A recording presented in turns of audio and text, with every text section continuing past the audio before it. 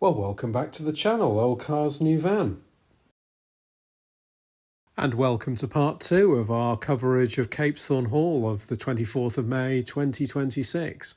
It was featuring the Jaguar Owners Club, but hopefully there's plenty of other things to see as well. Now, I'm rather fond of these. These are the Jubilee Special Edition 1975 to commemorate 50 years of MG. So, yeah, if you caught that over the non-stop announcements, 50 years of MG. So yeah, not always a huge fan of the rubber bumpers, but I think this colour scheme really works on it. It's certainly my favourite rubber bumper MG. So Rover 80, something a bit different.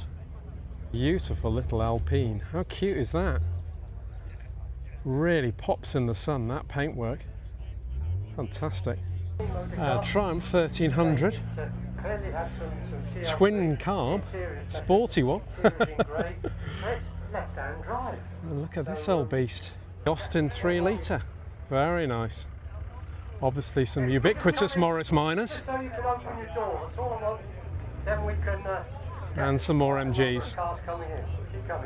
Now at this point I was right up against the speaker of the constant announcements, so I've had to go to voiceover. Obviously an early Mini there, this Riley Special, which was really cool, complete with bonnet straps. But then really interestingly, I was chatting to the owner. This is Rick's new purchase from OldClassicCar. Now, OldClassicCar should need no introduction because he's a far bigger channel than me with sort of 38,000 subscribers, but it's an excellent channel and one that I've watched for many years.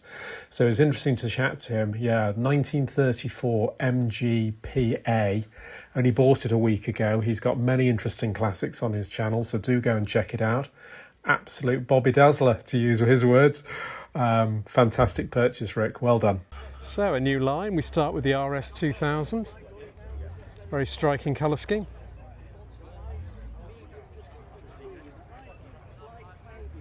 Lovely Triumph Vitesse. Obviously the Cosworth 4x4. An earlier Moggy Minor with its split screen and clap hand wipers. Such a big show, we can't dawdle, folks. It's going to be a whistle-stop tour. Love this early Beetle, that's lovely. Again, another Vitesse convertible this time. More modern BMW.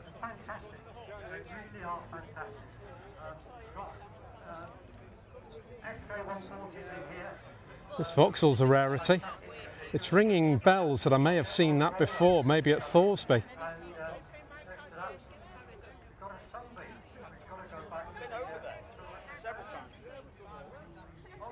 This beautiful old Riley. That's rather fun. Bedford van converted to camper duties.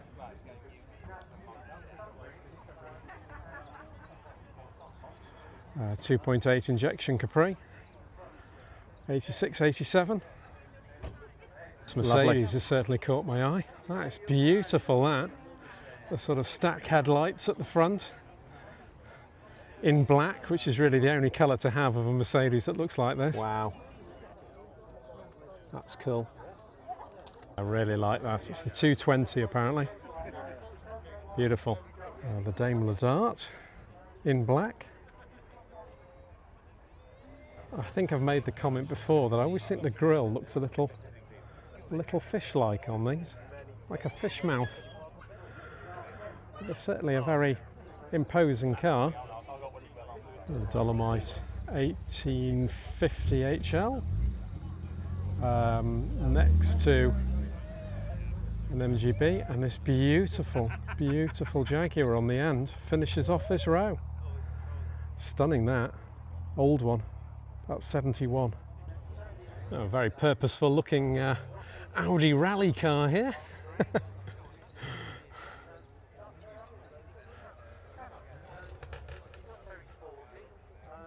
The Quattro. Next to a TR7 which had its dabble in rallying as well.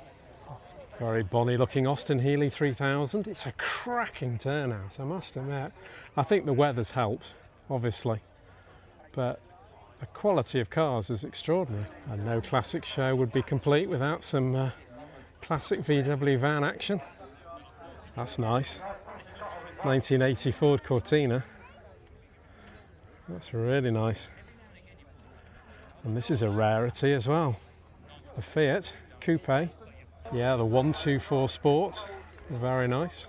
Unusual in this country. Wow, Lotus Esprit Turbo. Beautiful. A lovely early Ford console. And then we've got a couple of Myers favourites, the Stags.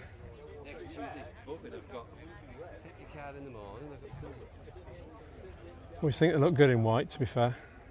So we start with some fast Fords here. The 4x4.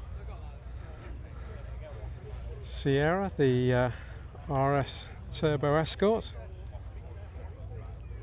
And the heavily modified Ford Pop. But I'm rather drawn to this Alpha, the Spider. That is absolutely lovely. Such a good day for a convertible. Beautiful Mercedes, about 1984. First generation MR2. These are rare now because they rotted for Britain, but they are a cool little car if they're in that good condition. Actually quite a rare example, that the 1300 Ford Capri. That's obviously the smallest engine they did, and that really is, in inverted commas, all show and no go, but it's cool. Some more VW bus goodness. Included a very patterned one. Oh, the dogs are excited. Very Bonnie Beetle. Suits the colour. Oh, that BMW's a bit of me. Only a 316, but love that shape of 3 Series. Absolutely stunning. Another Beetle. Another E-Type. They almost seem common, don't they, in this show? Oh, it's another E-Type. But the first big Farina car that we've seen so far at this show on the end. I think it's the Austin. Yes, it is.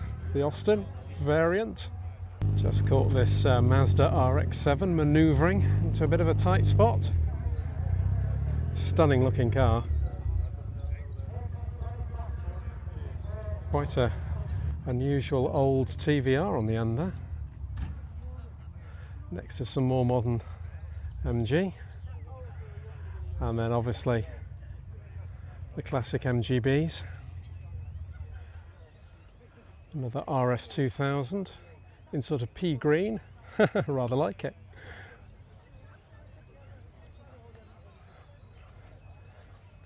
Another MGB.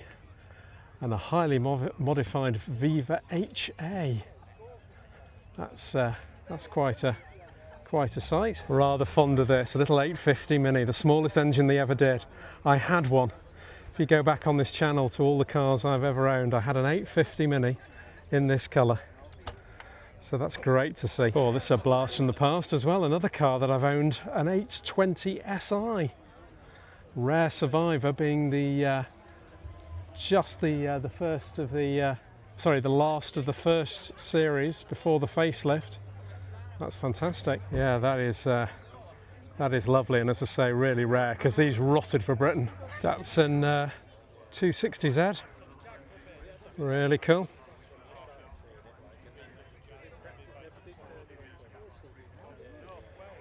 Golf GTI convertible.